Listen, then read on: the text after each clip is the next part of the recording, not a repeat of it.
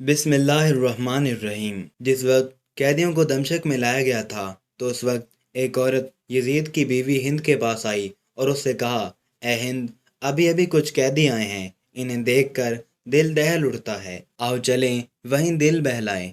ہند اٹھی اور اس نے عمدہ لباس زیب تن کیا اور اپنی سرتاپا چادر اوڑھی اور اس مقام پر آئی۔ جب وہ کرسی پر بیٹھ گئی تو زینب کی نظر اس پر پڑی۔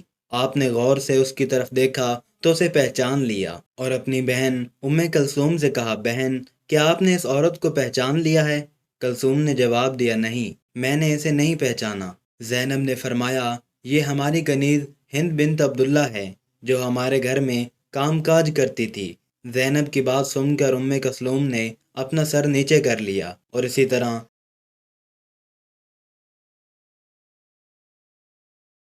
زینب نے بھی اپنا سر نیچے کر لیا تاکہ ہند ان کی طرف متوجہ نہ ہو، لیکن ہند ان دونوں بیویوں کی طرف غور سے دیکھ رہی تھی۔ اس نے آگے بڑھ کر پوچھا، آپ نے آپس میں گفتگو کر کے پراسرار طور پر اور خاص انداز میں اپنا سر جھکا لیے ہیں، کیا کوئی خاص بات ہے؟ زینب نے کوئی جواب نہ دیا اور خاموش کھڑی رہیں۔ ہند نے پھر پوچھا، بہن، آپ کس علاقے سے ہیں؟ اب زینب خاموش نہ رہ سکی اور فرمایا، ہم مدینے کے رہنے والے ہیں۔ ہند نے مدینہ منورہ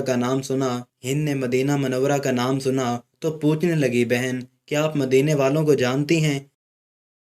زینب نے فرمایا، آپ کن مدینہ والوں کے بارے میں دریافت کرنا چاہتی ہیں؟ ہند نے کہا، میں اپنے آقا امام علی کے گھرانے کے متعلق پوچھنا چاہتی ہوں۔ علی کے گھرانے کا نام لے کر ہند کی آنکھوں سے محبت کے آنسو جاری ہو گئے اور خود کہنے لگی، میں اس گھرانے کی خادمہ تھی اور وہاں کام کیا کرتی تھی۔ مجھے اس گھرانے سے بہت محبت تھی۔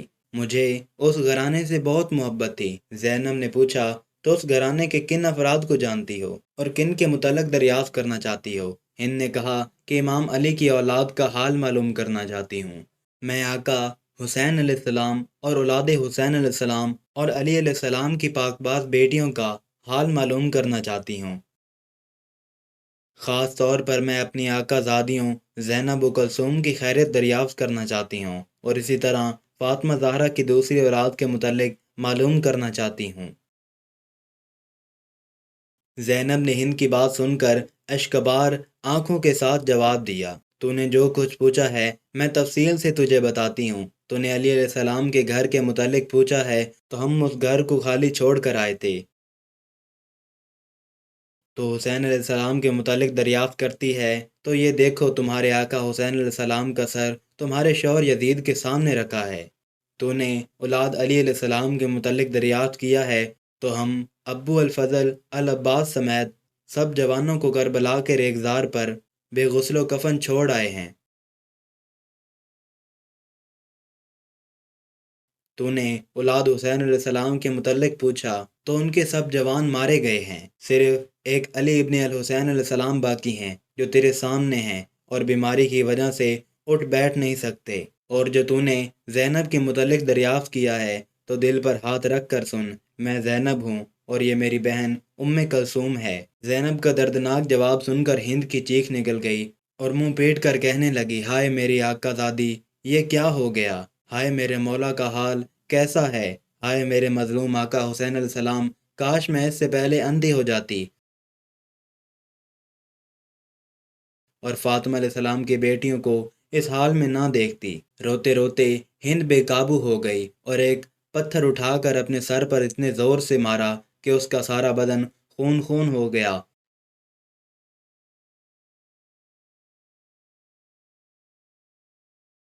گریا کر کے بے ہوش ہو گئی۔ جب ہوش میں آئی تو زینب اس کی طرف متوجہ ہو کر فرمانے لگی، اے ہند، تم کھڑی ہو جاؤ اور اب اپنے گھر چلی جاؤ، کیونکہ تمہارا شوہر یزید بڑا ظالم شخص ہے، ممکن ہے تمہیں اذیت و آزار پہنچائے۔ ہم اپنی مصیبت کا وقت گزار لیں گے، ہم یہ نہیں چاہتے کہ ہماری وجہ سے تمہارا سکون تباہ ہو جائے۔ ہند نے جواب دیا کہ خدا، مجھے اپنے آقا مولا حسین سے زیادہ کوئی چیز عزیز نہیں ہے۔ میری زندگی کا سکون ختم ہو چکا ہے اور اب میں اپنی زندگی کے باقی لمحات اسی طرح روتے ہوئے گزاروں گی۔